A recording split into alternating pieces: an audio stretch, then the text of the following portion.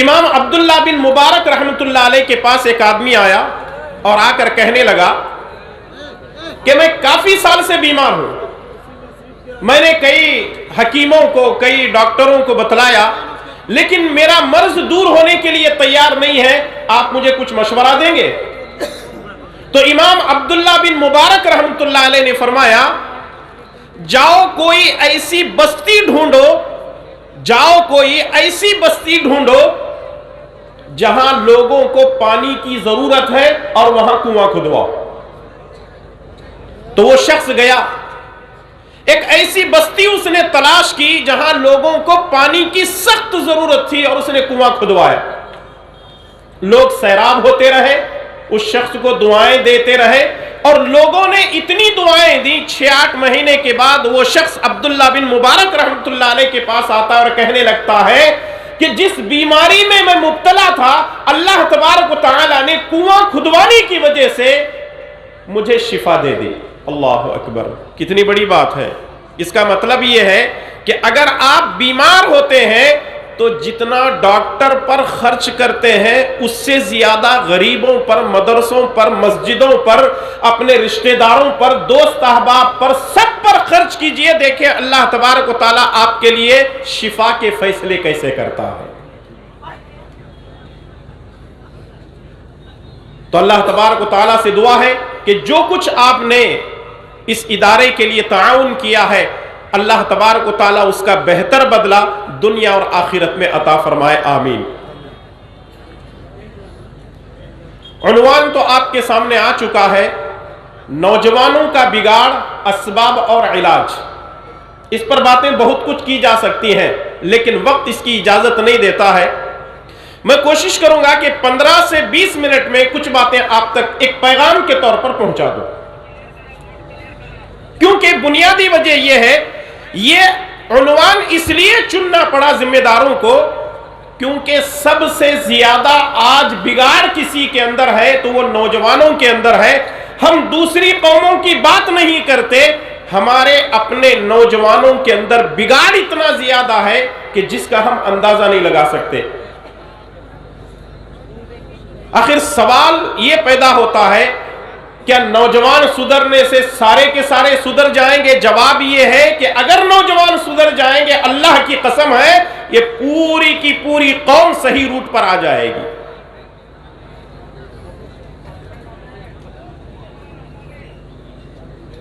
شیخ صالح العثیمین رحمہ اللہ نے عربی میں ایک کتاب لکھی ہے، اردو میں اس کا ترجمہ ہو چکا ہے۔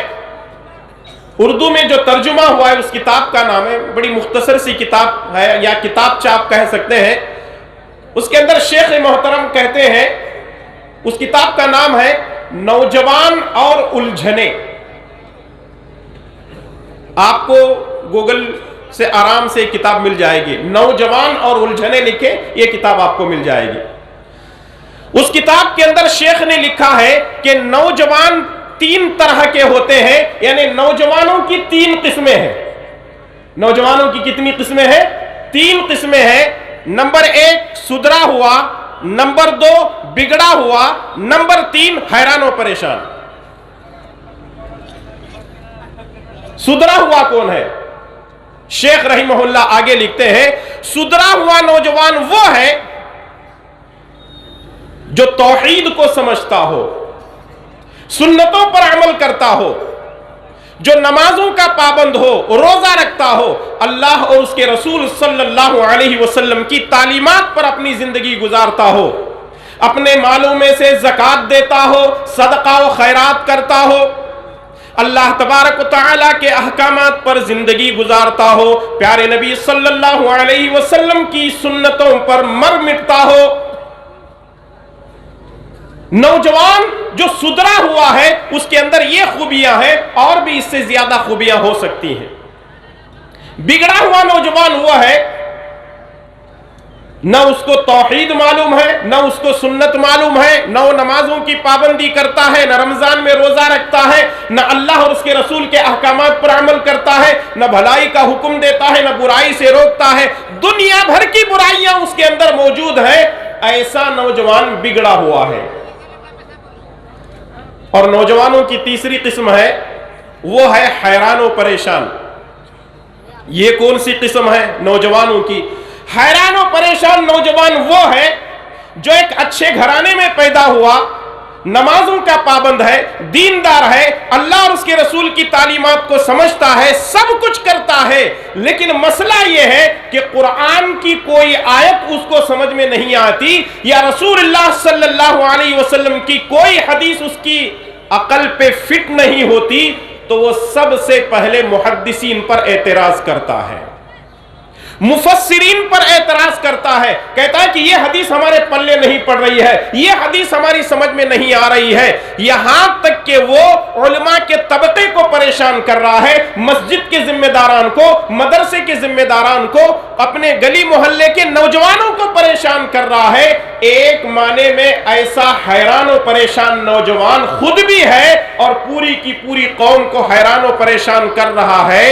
ایسا نوجوان پورے معاشرے کے لیے، سوسائٹی کے لیے نحوست بن جاتا ہے، یا دوسرے معنی میں شیخ نے بڑی پیاری بات لکھی ہے کہ یہ وائرس دوسروں کے درمیان پھیلانے کی کوشش اور کام کرنے لگتا ہے. اگر میں آپ سے یہ سوال کروں، نوجوانوں کی ان 3 قسموں میں ایک ہے سدھرا ہوا، دوسرا ہے بگڑا ہوا، اور تیسرا ہے حیران و پریشان، آپ کی کون سی قسم ہے؟ فرسٹ پر ہے، سیکنڈ پر ہے، یا تھرڈ پر ہے؟ کچھ بھی نہیں ہے، صرف یوں انگلی اٹھ رہی ہے کسی ایک کی طرف سے، ہمارے ایک نوجوان کی طرف سے، باقی کچھ بھی نہیں. اس کا مطلب یہ ہے کہ آپ نوجوانوں میں سے ہی نہیں ہیں. اسی لیے شاعر کہتا ہے کہ کر جوانی میں عبادت، کر جوانی میں عبادت، کاہلی اچھی نہیں، جب بڑھاپا آ گیا تو بات کچھ بنتی نہیں. نوجوانوں، آج تمہاری قوم کو ضرورت ہے، تمہارے کردار، تمہارے اخلاق کی قوم کو ضرورت ہے، تمہارے امانت داری، تمہارے دینداری کی قوم کو ضرورت ہے. اپنے اندر سدھار پیدا کرو، اپنے اندر سدھار پیدا کرو، نمازی بنو، دیندار بنو.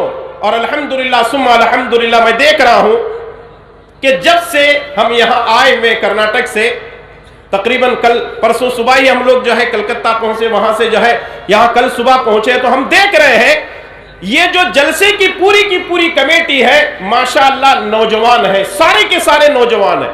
کبھی یہاں بھاگ رہے ہیں، کبھی ادھر بھاگ رہے ہیں، کبھی ادھر دوڑ لگا رہے ہیں، کبھی ان کے پیچھے، کبھی ان کے پیچھے، کبھی وہاں کبھی یہاں. اس کا مطلب یہ ہے کہ اپنا پورا کا پورا وقت وہ ادارے کو دے رہے ہیں تاکہ جلسہ کامیاب ہو، تاکہ پروگرام کامیاب ہو، علماء کرام کو کوئی تکلیف نہ ہو، کوئی پریشانی نہ ہو، عوام کو بھی کوئی پریشانی نہ ہو. ہر طرح کی کوششیں ہو رہی ہے.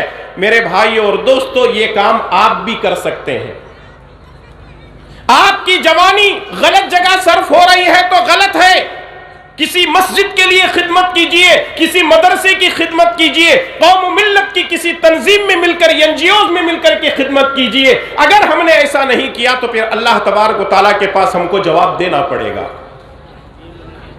یہ جو 3 نوجوان ہیں، اگر آپ تیسرے نمبر پر ہیں تو بھی غلط ہے، دوسرے نمبر پر ہے تو بھی غلط ہے، تو ہم کو کتنے نمبر پر آنا ہے؟ کتنے نمبر پر؟ کوشش کریں گے انشاءاللہ تعالی. جی، نیند کی آنکھوں میں کوئی جواب دے رہے ہیں کہ ہاں. اس کا مطلب یہ ہے کہ سارے سو رہے ہیں، وہ سونے والوں میں سے ایک جواب دے رہے ہیں کہ ہاں. تو اللہ تعالیٰ سے ہم دعا کرتے ہیں کہ اے اللہ تبارک و تعالیٰ ہم تمام کو کتاب و سنت پر اپنی زندگی گزارنے کی توفیق عطا فرما، آمین. لیکن نوجوانوں کے بگڑنے کے اسباب کیا ہے اور اس کا علاج کیا ہو سکتا ہے؟ پہلا سبب یہ ہے نوجوانوں کے بگڑنے کا، وہ ہے اپنے وقت کو غنیمت نہ جاننا. فرصت کو غنیمت نہ جاننے کا نتیجہ یہ ہے کہ آج ہمارے نوجوانوں کے اندر بگاڑ و فساد ہے. کرکٹ چل رہا ہو، میچ، اپنا سارا دن لگا دیں گے. अगर वॉलीबॉल का मैच चल रहा हो, कबड्डी चल रहे हो और भी दूसरे मैचेस चल रहे हो, अपना दिन अपना रात सब कुछ उसके पीछे लगा देंगे, यानी अपनी जिंदगी के उस वक्त को गनीमत नहीं जानेंगे। इसीलिए रसूलुल्लाह सल्लल्लाहु अलैहि वसल्लम ने फरमाया, निअमतानी मगबूनुन फीहिमा कसीरुम मिनन नास अस्सिहतु वल फराग। दो नेमतें ऐसी हैं जिसकी लोग कदर करने के लिए तैयार नहीं है। एक है सेहत और दूसरा है फुर्सत। हम इसको समझने के लिए तैयार नहीं है। देखिए, अल्लाह तबारक व तआला ने वक्त दिया है, हम इस वक्त को गनीमत जाने। किसी चौराहे पर चंद नौजवान खड़े होकर के बातचीत कर रहे हैं, गपशप कर रहे हैं। अगर आप उनसे पूछे क्या कर रहे हैं, कहे टाइम पास कर रहे हैं। किसी गली मोहल्ले के अंदर खड़े हैं, पूछो उनसे क्या कर रहे हो, टाइम पास कर रहे हैं। किसी बाजार में जाकर किसी नुक्कड़ पर उनसे पूछो क्या कर रहे हो, कहते हैं कि हम टाइम पास कर रहे हैं। किसी गली मोहल्ले के अंदर किसी घर के सामने कोने पर खड़े हैं, सबके हाथों में मोबाइल है, क्या कर रहे हो, टाइम पास कर रहे हैं। मेरे भाई और दोस्तों, जिंदगी टाइम पास करने के लिए नहीं है। जिंदगी का एक एक वक्त, एक एक लम्हा हमारी जिंदगी का बहुत अहम है। इसलिए अल्लाह और उसके रसूल सल्लल्लाहु अलैहि वसल्लम की इताअत और फरमाबरदारी में गुजारो। मेरे उस्ताद एक बात कहा करते थे, इंसान को अपनी हैसियत जानने के लिए कभी कभी 3 जगह जरूर जाना चाहिए। इंसान को अपनी हैसियत समझने के लिए 3 जगह जरूर जाना चाहिए। Number 1, hospital. हॉस्पिटल में आप जाकर देखो, लोग सोए हुए हैं, कराह रहे हैं, चीख रहे हैं, चिल्ला रहे हैं। कोई सर को लेकर परेशान, कोई अपनी आंखों को लेकर परेशान, कोई दांतों को लेकर परेशान, कोई अपने आंतों को लेकर परेशान, कोई अपनी किडनी को लेकर परेशान, कोई हाथ और पैर को लेकर परेशान है। यानी इंसान तड़प रहा है, कराह रहा है, चिल्ला रहा है, डॉक्टर से कह रहा है, डॉक्टर साहब ये 2 लाख नहीं 5 लाख रुपए मुझसे ले लो, लेकिन मुझे जल्दी से हॉस्पिटल से निकाल दो। डॉक्टर ये कहने लगता है कि जनाब आप 2 लाख नहीं 5 लाख नहीं 10,000 भी दे दो, मैं कुछ नहीं कर सकता। शिफा देने वाली जात अल्लाह तबारक व तआला की। आज हम अपनी जिंदगी को गनीमत नहीं जान रहे हैं। उस वक्त गनीमत जानने की कोशिश करोगे जब हॉस्पिटल में जाओगे, तब अल्लाह याद आएगा, फायदा क्या है। और दूसरे, इंसान को कभी कभी पागल खाने भी जाना चाहिए। आप ये ना सोचें कि मैं आपको पागल खाने भर्ती होने के लिए भेज रहा हूं। कभी कभी जाएं, जाकर के देखें कि एक नौजवान बड़ा खूबसूरत है, बड़ा हैंडसम है, आंखें बड़ी प्यारी है, उसके गाल बड़े प्यारे हैं, जिस्म बड़ा सिडोल है, लेकिन दूर से ऐसे लगता है कि ये बड़ा अच्छा है, जबरदस्ती उसको पागल खाने के अंदर डाल दिया गया है। लेकिन जब हम उसके सामने होते हैं तो वो बहकी बहकी बातें करता है। अल्लाह ने जिस्म को तो बड़ा खूबसूरत बना दिया, लेकिन उसके सर में से एक रग को ऐसे दबा दिया कि वो बहकी बहकी बातें कर रहा है। अल्लाह का शुक्र है कि हम किसी पागल खाने में नहीं है। अल्लाह तबारक व तआला ने हमको अक्ल सलीम से नवाजा है। इस अक्ल की कब कदर करोगे। और तीसरे नंबर पर आदमी को कभी कभी कब्रिस्तान भी जाना चाहिए। इंसान कहता है ना, मैं वो कर सकता हूं, मेरे अंदर वो ताकत है। अब जो लोग मैं करते हैं, तुम्हारी सियासत अपनी जगह होगी, तुम्हारा इल्म हुनर अपनी जगह होगा, तुम्हारी डिग्री अपनी जगह होगी, तुम्हारी दौलत अपनी जगह होगी, तुम लैंडलॉर्ड हो सकते हो। जितने लोग मैं करते हैं, दुनिया में तकब्बुर और अकड़ते हैं, जा करके देख लो, वो कब्रों के अंदर मनो मिट्टी के अंदर दबे हुए हैं, सिवाय उनके अच्छे और बुरे आमाल के कोई एक पाई भी अपने साथ लेकर नहीं गए हैं। क्या लेकर जाओगे? ना कब्र, जो कफन हम पहनते हैं उसमें कोई जेब भी नहीं है, और ना फरिश्ते रिश्वत लेते हैं। कहीं ऐसा तो नहीं है कि बाप मरने से पहले बच्चों से करा, बेटा एक काम करो 5-10 लाख रुपए रख देना, 2 फरिश्ते आएंगे ना सवाल करने में, पूछेंगे मन रब्बू का है भाई, 5 आप ले लो, जान छुड़ा दो। फरिश्ते कहेंगे कि हमें उसके आदी नहीं है। ये सारा मसला दुनिया में चल रहा है, कब्र के अंदर कोई चीज चलने वाली नहीं, कोई चीज चलने वाली नहीं है। इन 3 जगहों को जाते रहो, अपने आप का पता चलेगा कि मैं कितने पानी में हूं। अपने वक्त को गनीमत जानो और याद रखो, अल्लाह तबारक व तआला के पास हमें जवाब देना पड़ेगा। وہ حدیث آپ کو معلوم ہے، رسول اللہ صلی اللہ علیہ وسلم نے فرمایا کہ جب تک بندہ 5 سوالات کے جوابات نہ دے اپنی جگہ سے اس کو ہلنے کی اجازت نہیں ہوگی، اپنی جگہ سے اس کو ہلنے کی اجازت نہیں ہوگی۔ ان میں سے ایک سوال یہ کیا جائے گا وَعَنْ شَبَابِهِ فِيمَا أَبْلَاهُ، میں نے تجھے جوانی دی تھی، آخر تیری جوانی کہاں گزری؟ پہلے حساب و کتاب دے اور پھر اس کے بعد آگے جا۔ یہاں مجھے رک کر ایک بات کہنے کی اجازت دیجئے، ہم برائی کرنے کے لیے اپنے گاؤں کو چھوڑ کر دوسرے گاؤں میں چلے جاتے ہیں، یہاں سے 50 کلومیٹر چلے جاتے ہیں، وہاں کوئی ہمارا دیکھنے والا نہیں ہے۔ کچھ لوگ یہ سوچتے ہیں کہ میری تو جان پہچان زیادہ، ایسا کرتے ہیں 300 کلومیٹر دور چلے جاتے ہیں، 500 کلومیٹر دور چلے جاتے ہیں، یا جھارکھنڈ چھوڑ کر یوپی میں، یا یوپی چھوڑ کر ساؤتھ میں کہیں کرناٹک میں چلے جاتے ہیں، وہاں کوئی مجھے دیکھنے والا نہیں ہے۔ اللہ کی قسم یاد رکھو، دنیا والے دیکھیں یا نہ دیکھیں، جس رب نے ہم کو پیدا کیا ہے اس کی ہمارے اوپر گہری نظر ہے۔ ہم کہاں جاتے ہیں، کیا کرتے ہیں، کیسے کرتے ہیں، کھاتے پیتے ہیں، ہر چیز کی نظر ہمارے اوپر ہے۔ اور یہاں تک کہ آپ دیکھیں، کسی ریلوے اسٹیشن چلے جائیں، بس اسٹینڈ آپ چلے جائیں، ایئرپورٹ میں چلے جائیں، وہاں کیا لگا ہوا ہے؟ کیمرے لگے ہوئے، سی سی ٹی وی لگے ہوئے، آپ کی ہر حرکت ریکارڈ کی جا رہی ہے۔ انسان چوری کرنے سے گھبراتا ہے، اس لیے گھبراتا ہے، اس کو اللہ کا ڈر نہیں، کیمرے کا ڈر ہوتا ہے۔ جب انسانوں نے اپنے سونے کی دکان کی حفاظت کے لیے کیمرے لگائے ہیں، اب اور ریلوے اسٹیشن والوں نے، بس اسٹینڈ والوں نے، ایئرپورٹ والوں نے اپنی حفاظت کے لیے جب انہوں نے کیمرے لگائے ہیں، تو کیا اللہ تبارک و تعالیٰ کے پاس کوئی کیمرہ سسٹم نہیں ہے؟ اللہ تبارک و تعالیٰ کے پاس ہر چیز کا سسٹم موجود ہے۔ اليوم نختم على افواههم وتكلمنا ايديهم وتشهد ارجلهم بما كانوا يكسبون۔ انسان سب کچھ بھول جائے گا، زبان بند کر کے اس کے جسم کے اعضاء سے گواہی لی جائے گی۔ جس جگہ ہم نے برائی کی ہوگی وہ زمین اللہ تبارک و تعالیٰ کے پاس گواہی دے گی۔ اس لیے برائی کرنے سے پہلے 100 مرتبہ سوچو۔ دوسرا بگاڑ نوجوانوں کے اندر یہ ہے کہ آج نوجوان علماء کرام سے دین حاصل کرنے کو تیار نہیں ہے، علماء کرام سے دور بھاگے جا رہے ہیں۔ یاد رکھیے، علماء کرام انبیاء کے وارث ہیں۔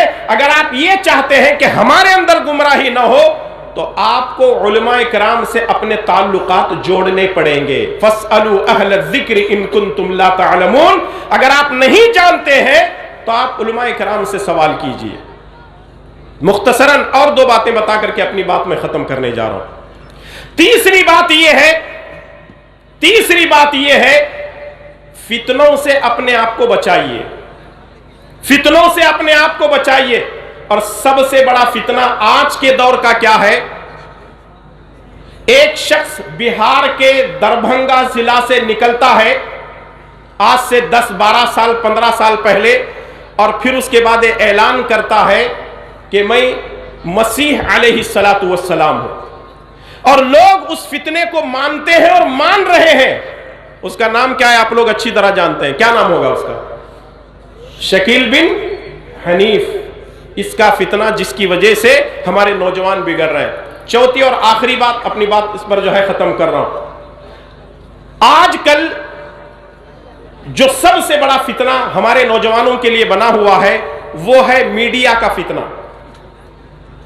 اور یاد رکھیں، یہودی اسلاموفوبیا بن چکے ہیں، اور یہ اسلاموفوبیا پوری دنیا کے اندر میڈیا اسلاموفوبیا بن چکی ہے، چاہے وہ پرنٹ میڈیا ہو، الیکٹرانک میڈیا ہو، سوشل میڈیا ہو، وہ اسلام کے خلاف کام کر رہے ہیں۔ تو اس لیے آپ سے گزارش کی جاتی ہے، اسلام کے خلاف اگر کوئی بات کر رہا ہے تو اہل علم سے آ کر کے سوال کرے، اور آپ کے جتنے شکوک و شبہات ہیں علماء کرام سے دور کرنے کی کوشش کرے۔